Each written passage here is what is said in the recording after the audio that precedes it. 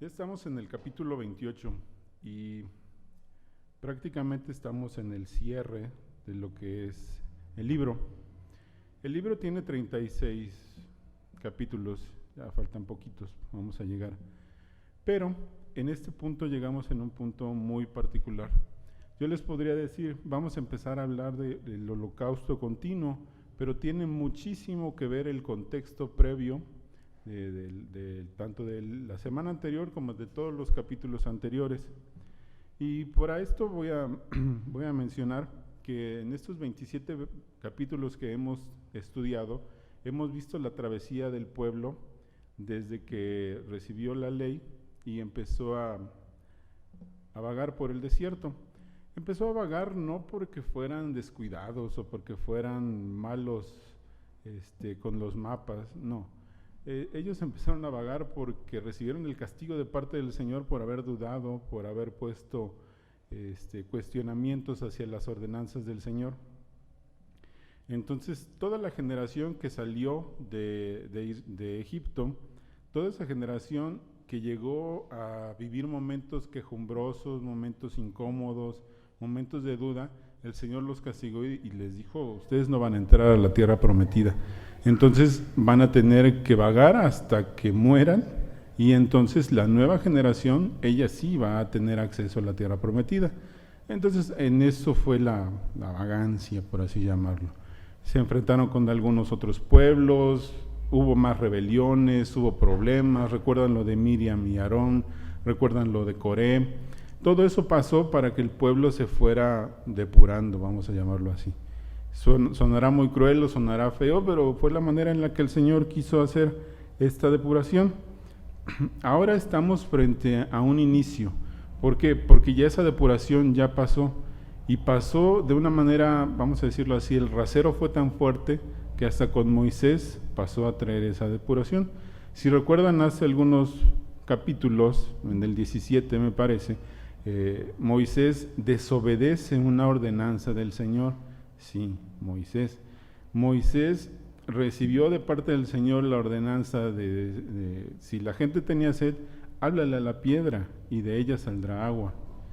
Primera, no le habló, la golpeó. O sea, Moisés se desesperó ante esta exigencia del pueblo, y lo que hizo fue golpear la piedra. Ese fue el primer error. Y el segundo, yo creo que el más grande, decir, nosotros les damos el agua. A ver, espérate, tú no hiciste nada, tú eres un siervo del Señor. Y yo creo que esto es un punto muy importante para nosotros en algún momento en el que pidamos algo, se nos esté concediendo y digamos, es que nosotros, espérate, el Señor por su pura misericordia te lo está permitiendo. Entonces en este caso Moisés cometió esos dos errores, y a él también le tocó ese rasero. Él también llegó a un punto en el que el Señor le va a decir: vamos a subir al monte y de lejos te voy a permitir que tú lo veas, pero no vas a entrar. O sea, él ya lo sabía, y aún así, a pesar de saberlo, él seguía procurando al pueblo, seguía mediando para que no hicieran más daño, no se hicieran más daño a ellos mismos, y que el mismo Dios no fuera a ser muy estricto con ellos. En ese punto, ya con Moisés sabiendo que él no va a entrar, se necesita un nuevo líder, se necesita una nueva cabeza. Esa nueva cabeza, en los últimos versículos del capítulo anterior, de la lección que vimos hace 8 días, es mencionado Josué. Y Josué es presentado ante el sacerdote, y Josué es peculiar su ascenso como líder, porque ya no es el líder y sacerdote como lo venía haciendo Moisés, sino que ya había un sacerdote que era Eleazar, estaba Josué, que era, vamos a decirlo así, ya el líder del pueblo. Entonces ya no se unificaban esas dos figuras en uno solo. Esto es muy importante y es muy significativo, porque el hecho de que nosotros hayamos dejado, históricamente hablando, a Moisés y empecemos a ver a Josué, no es curiosidad ni es casualidad. Josué es la misma raíz, o incluso es el origen de lo que nosotros conocemos como Jesús. Es la misma, Yeshua, y es la misma de donde se derivó que los padres de Jesús le pusieran ese nombre. Dicen, bueno, pero es que es Jesús y es Josué. Realmente es lo mismo. Etimológicamente hablando son las mismas raíces. Entonces podemos ver algo muy importante. La ley solamente se puede dejar atrás cuando la gracia de Cristo se hace presente. Nosotros no podemos seguir confiando en leyes, no podemos seguir confiando en normatividades que nos van a llevar a algo, en obras, y pensar que con esto vamos a obtener salvación. Nunca, nunca. La única manera de obtener salvación es a través de las obras, pero de Jesús. Las obras de Jesús, que son las que nos dan esta nueva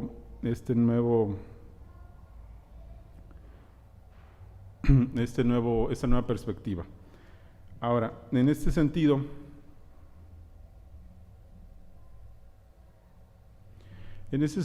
tendríamos que ver los primeros dos versículos.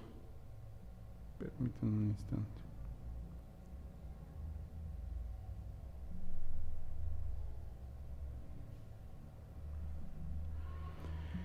Y podemos considerar también la parte donde el mismo Nuevo Testamento nos lo dice en Juan 1:17, pues la ley por medio de Jehová fue dada, pero la gracia y la verdad vinieron por medio de Jesucristo. En este contexto, considerando que ya Moisés era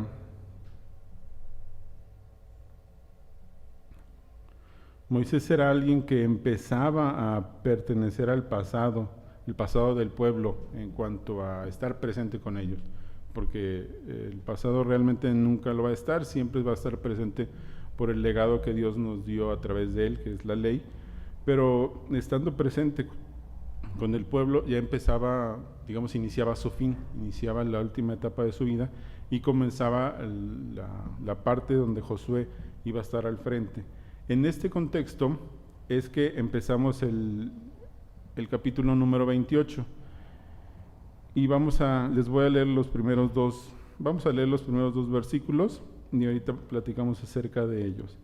Dice el número 1, habló Jehová a Moisés diciendo, manda a los hijos de Israel y diles, mi ofrenda, mi pan con mis ofrendas encendidas en olor grato a mí, guardaréis ofreciéndolo en su tiempo.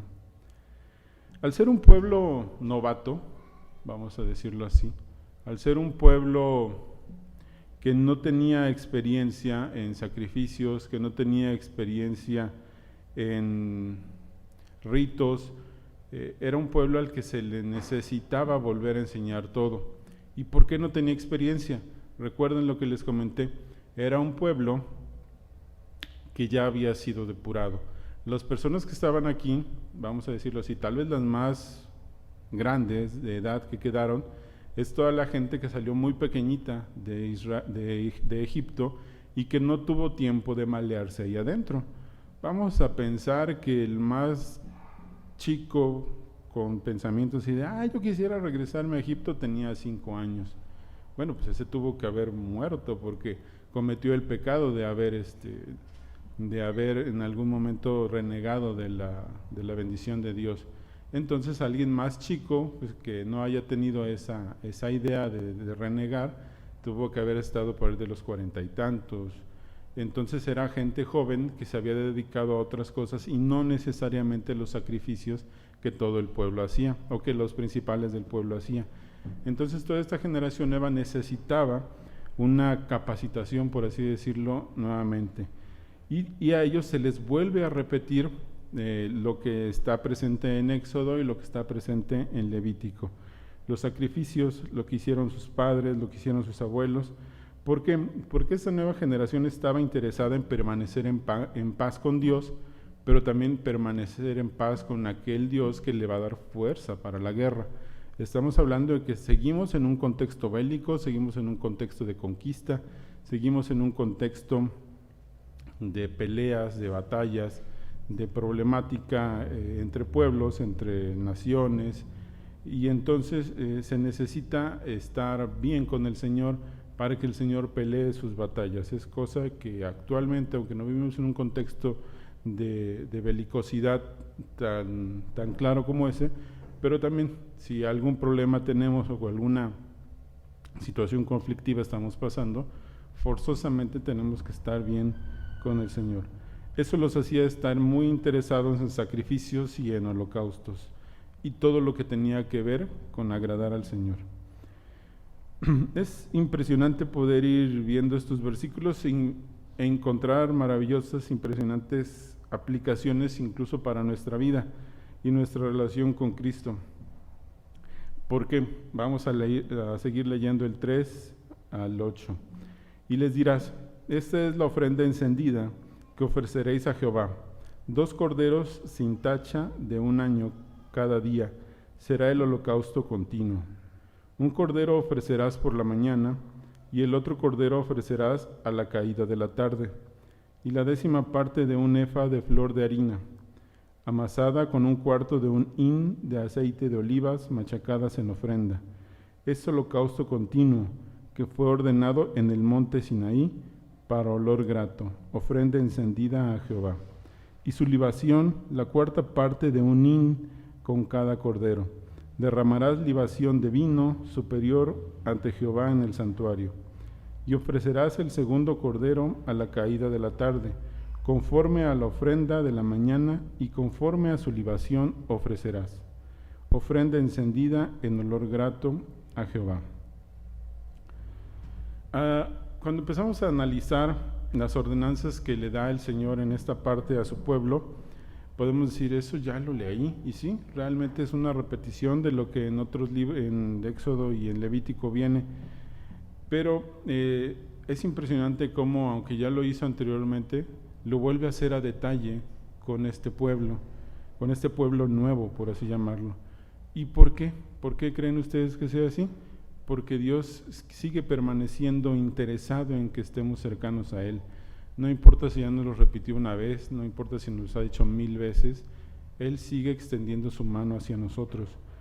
No nada más lo hace porque sí, porque Él es todopoderoso, sí, claro, lo hace por eso, pero lo hace porque al dárnoslo ese detalle, Él nos está indicando cómo quiere que nosotros tengamos nuestra relación con Él, tal como debe ser, tal como Él la quiere.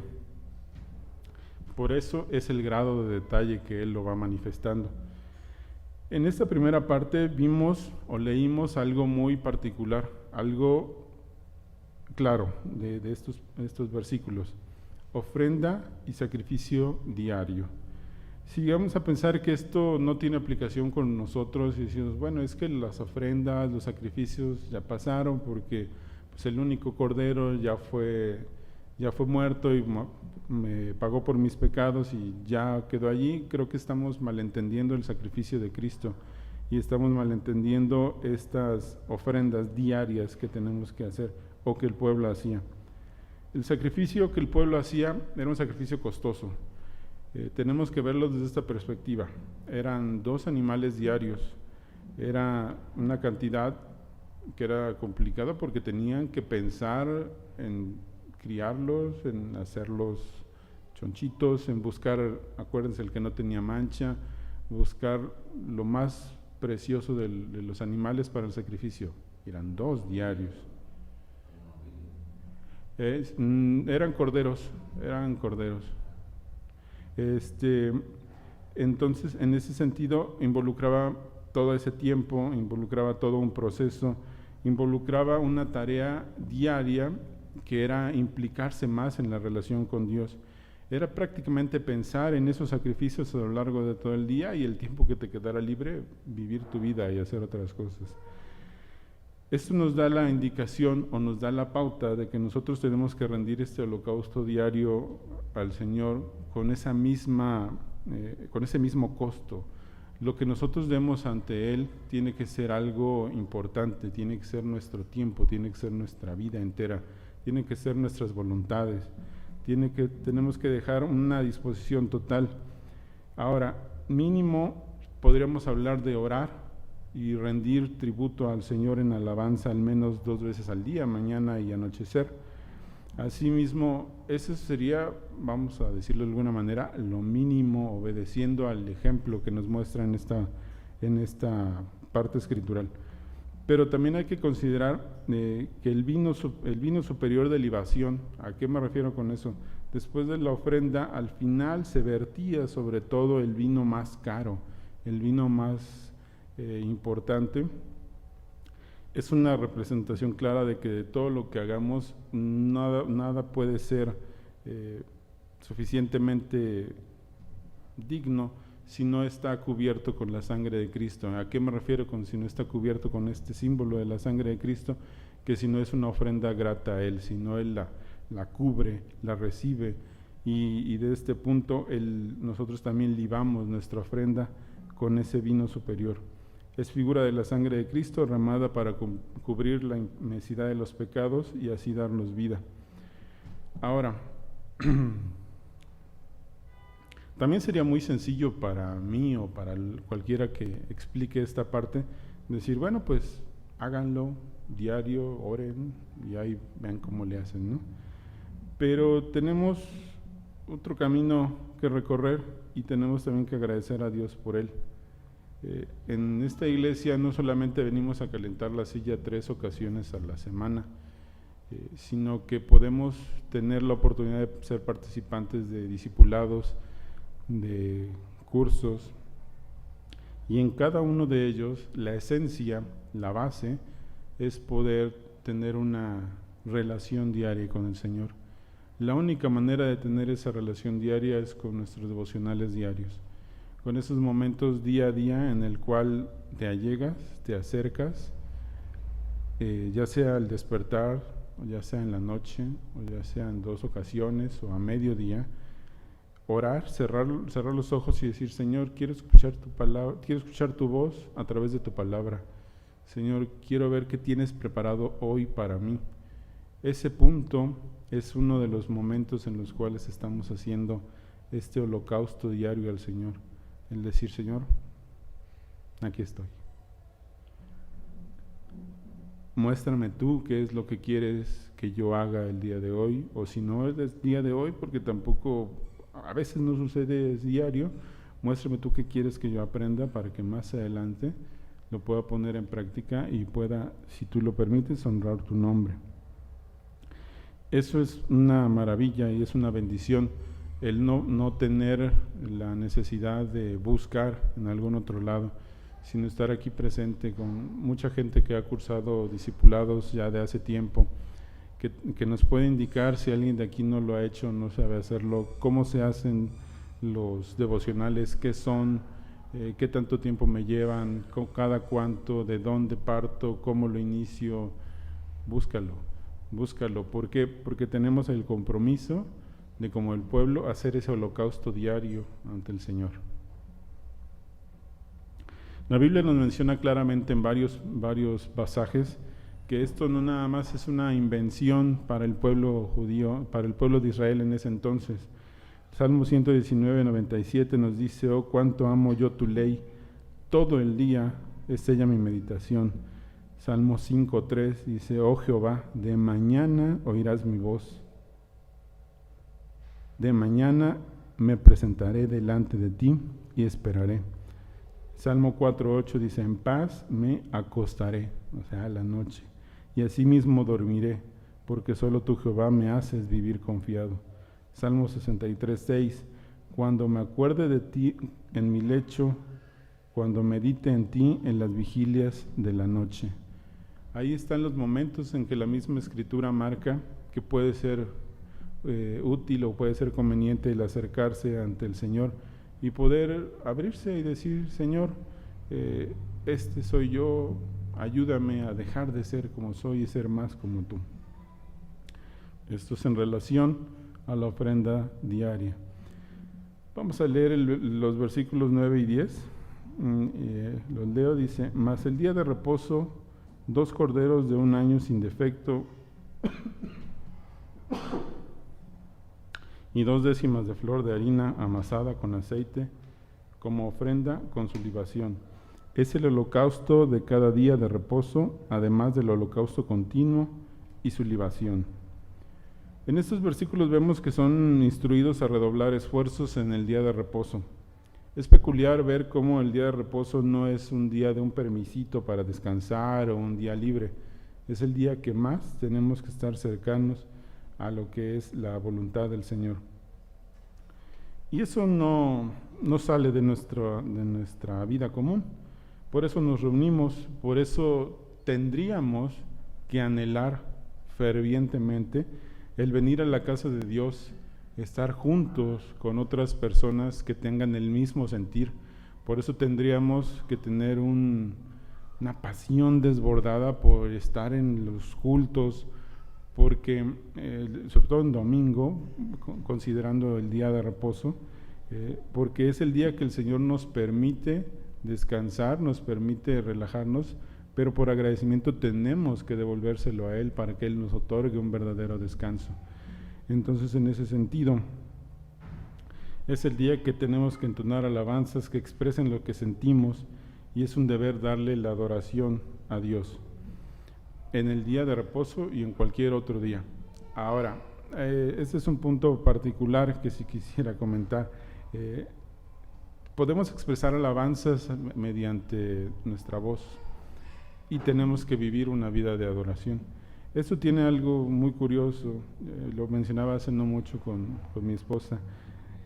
Hace ya tiempo que había, no sé si todavía, creo que sí, la mala costumbre de dividir las canciones entre alabanzas y adoración. La alabanza es la que es más movida y la adoración es la más lenta, según. Ya hace algunos años platicaba con algunos hermanos y decíamos, ¿por qué? ¿Dónde está escrito eso? ¿O cuál es el asunto en esa relación? Y ya hace años nos dimos a la tarea de leer y ver y preguntarle a algunos pastores, y juntamos la siguiente información. La alabanza es la expresión oral y descriptiva de lo que entendemos como el carácter de Dios. ¿A qué me refiero con esto? Expresión oral y descriptiva de lo que entendemos. Cualquier canción cristocéntrica, cualquier himno, cualquier doxología que encontremos en la Biblia, que es externada por parte de nosotros, reconociendo el carácter de Dios, es una alabanza.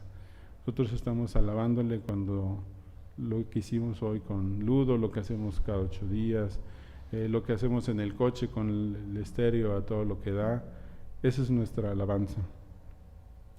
Pero la adoración es la veneración y devoción hacia Dios. La veneración y la devoción hacia Dios. Nos tenemos que dar cuenta que la adoración, si es así, tiene que ser entonces nuestra obediencia diaria, hacer lo bueno y evitar lo malo. Cada instante entonces de nuestra vida diaria tendría que ser adoración a Dios. Cada instante tendríamos que serlo, porque la adoración representa también el culto. El culto no se remite solamente a la iglesia, a la casa, a la sinagoga. Recuerden lo que dice Romanos 12:1. Así que, hermanos, os ruego por la misericordia de Dios que presentéis, ¿qué? Vuestros cuerpos en sacrificio vivo, santo, agradable a Dios, que es vuestro culto racional. Presentar vuestros cuerpos en sacrificio vivo, santo, agradable a Dios, es adorarle. Eso es adoración, vivir conforme Él quiere, hacer las cosas que Él quiere, no hacer las que no quiere. Entonces, en ese sentido, nuestra vida tiene que ser una vida de adoración y de nuestra boca tiene que salir cada instante las alabanzas pertinentes para poder reconocer su gloria, su majestad y su honra. Seguimos leyendo los versículos 11 al 15. Y al comienzo de vuestros meses ofreceréis en holocausto a Jehová 2 becerros de la vacada, un carnero y 7 corderos de 1 año sin defecto, y 3 décimas de flor de harina amasada con aceite como ofrenda con cada becerro, y 2 décimas de flor de harina amasada con aceite como ofrenda con cada carnero, y 1 décima de flor de harina amasada con aceite en ofrenda que se ofrecerá con cada cordero, holocausto de olor grato, ofrenda encendida a Jehová. Y sus libaciones de vino, medio hin con cada becerro, y la tercera parte de 1 hin con cada carnero, y la cuarta parte de 1 hin con cada cordero. Este es el holocausto de cada mes por todos los meses del año. Y un macho cabrío en expiación se ofrecerá a Jehová, además del holocausto, continuo con su libación. En esta parte, con su libación, correcto. En esta parte vemos una referencia a lo que se mencionó previamente por Moisés en el capítulo 10, versículo 10 de este mismo libro de Números, y menciona: en el día de vuestra alegría y en vuestras solemnidades y en los principios de vuestros meses tocaréis la trompeta sobre vuestros holocaustos y sobre los sacrificios de paz, y os será por memoria delante de vuestro Dios, yo Jehová, vuestro Dios.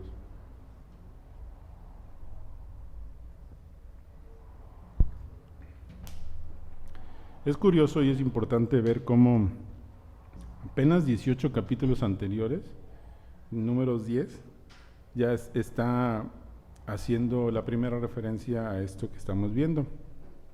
Dices, bueno, solo 18. No, pero estamos hablando que tal vez son como 20 años, 25.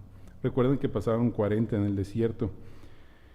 Entonces, al hacer el recordatorio de que cada mes tenían que ser un sacrificio y un holocausto particular, llegamos a este punto. Nosotros, haciendo las mismas tipos de analogías, también tenemos conmemoraciones mensuales que nos llenan de mucha felicidad, de mucha alegría como iglesia. Claro, hasta el momento no tenemos reuniones mensuales de varones, de mujeres, jóvenes, de instructores, no. Pero tenemos una muy especial y muy rica en todos los sentidos.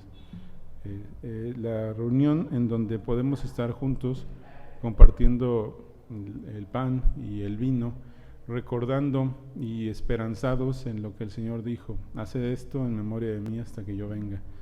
En ese memorial nosotros estamos unidos como iglesia, confiando y diciendo al Señor: Señor, ven, Señor, te estamos esperando, Señor, aquí estamos.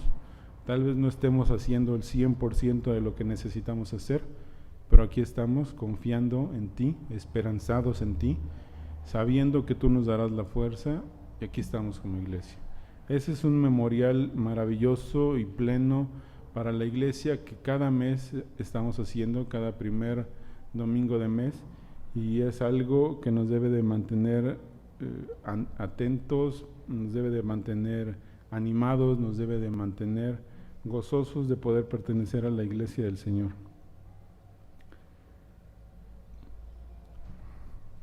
Vamos a seguir leyendo. El versículo 16 en adelante dice: pero en el mes primero, a los 14 días del mes, será la Pascua de Jehová, y a los 15 días de este mes, la fiesta solemne. Por 7 días se comerán panes sin levadura. El primer día será santa convocación, ninguna obra de siervo haréis. Y ofreceréis como ofrenda encendida en el holocausto a Jehová 2 becerros de la vacada y un carnero, y 7 corderos de 1 año serán sin defecto. Y su ofrenda de harina amasada con aceite, 3 décimas de cada becerro, y 2 décimas con cada carnero. Y con cada uno de los 7 corderos ofreceréis 1 décima, y un macho cabrío por expiación para reconciliaros. Esto ofreceréis además del holocausto de la mañana, que es el holocausto continuo. Conforme a esto ofreceréis cada uno de los 7 días vianda y ofrenda encendida en olor grato a Jehová. Se ofrecerá además del holocausto continuo con su libación, y el séptimo día tendréis santa convocación. Ninguna obra de siervos haréis. Además, el día de las primicias, cuando presentéis ofrenda nueva a Jehová en vuestras semanas, tendréis santa convocación.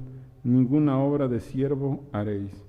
Y ofreceréis holocausto en olor grato a Jehová, 2 becerros de la vacada, un carnero, 7 corderos de 1 año. Era hasta el 25. Era hasta el 25. Esta parte es sumamente especial. ¿Por qué?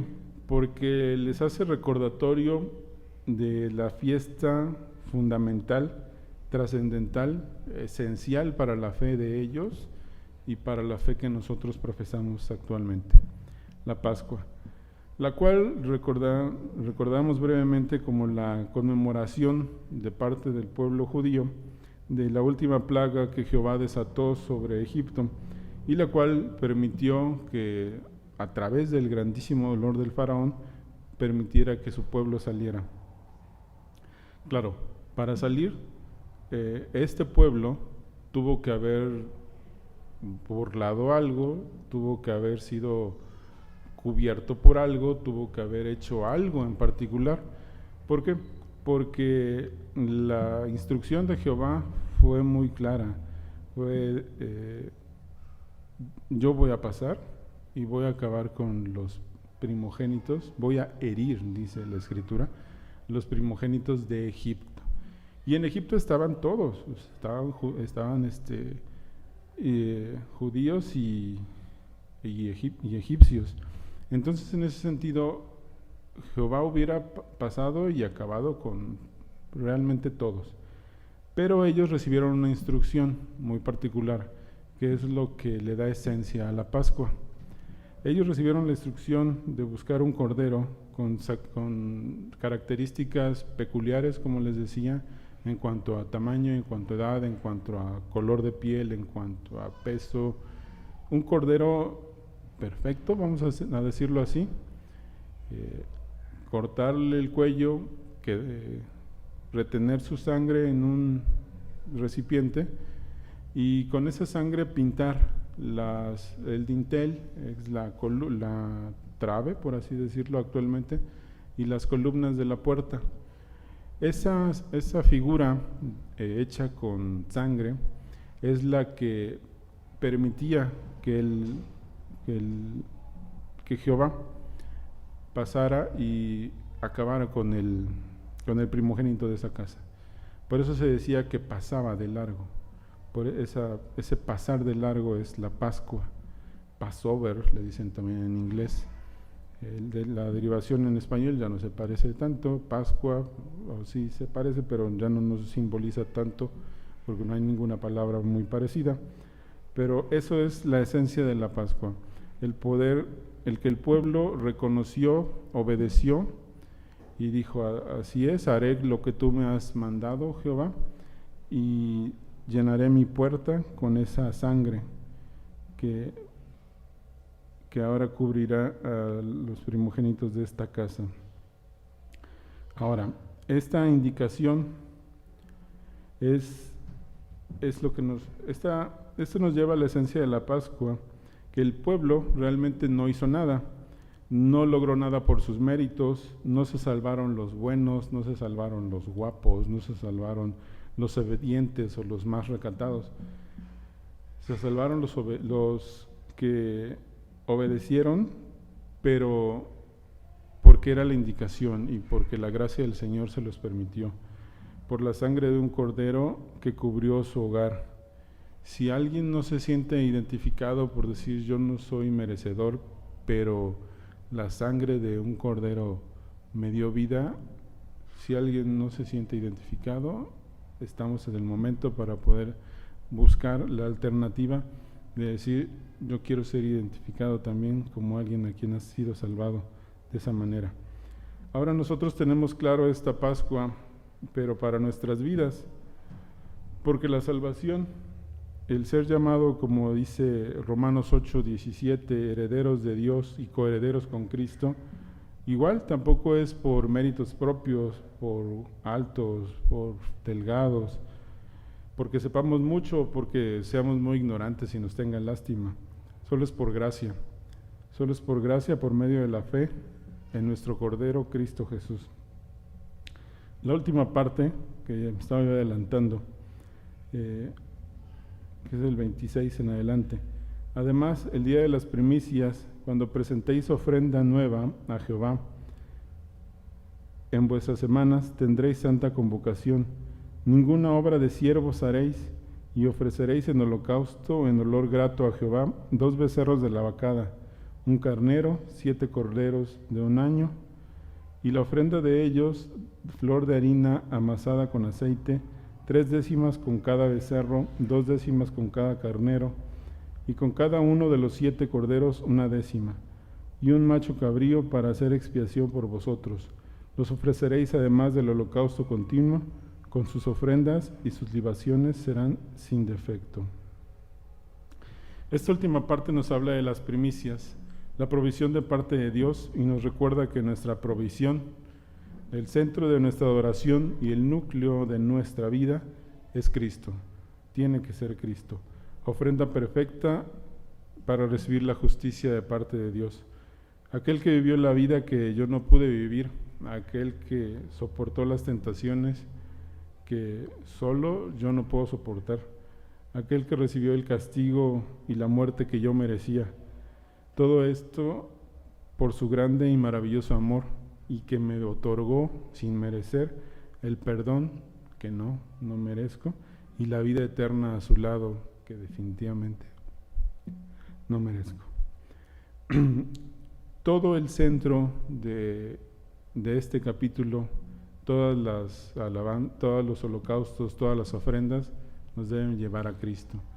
Todo tenemos que ver reflejado a Cristo, nuestra relación con Cristo, y Cristo al centro, siempre. No tenemos que perder el foco de esto, y estas son las enseñanzas que el capítulo 28 nos deja: cercanía a Dios a través de los holocaustos continuos. Para cerrar, les leo Hebreos 4:14. Por tanto, teniendo un gran sumo sacerdote que traspasó los cielos, Jesús, el Hijo de Dios, retengamos nuestra profesión, porque no tenemos un sumo sacerdote que no pueda compadecerse de nuestras debilidades, sino uno que fue tentado en todo, según nuestra semejanza, pero sin pecado. Acerquémonos, pues, confiadamente al trono de la gracia, para alcanzar misericordia y hallar gracia para el oportuno socorro. Amén. Vamos a orar.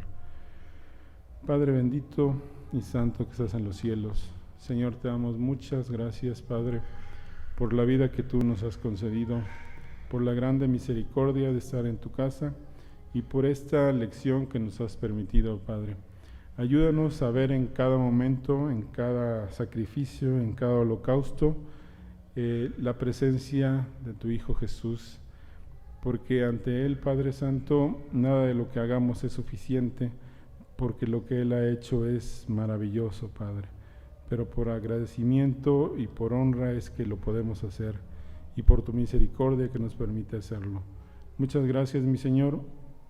Permite que en esta noche esta enseñanza haya quedado grabada en lo profundo del corazón, y ayúdame a mí a poder seguir sirviéndote de la manera que tú lo permitas, mi Señor. Muchas gracias te damos por Cristo Jesús. Amén.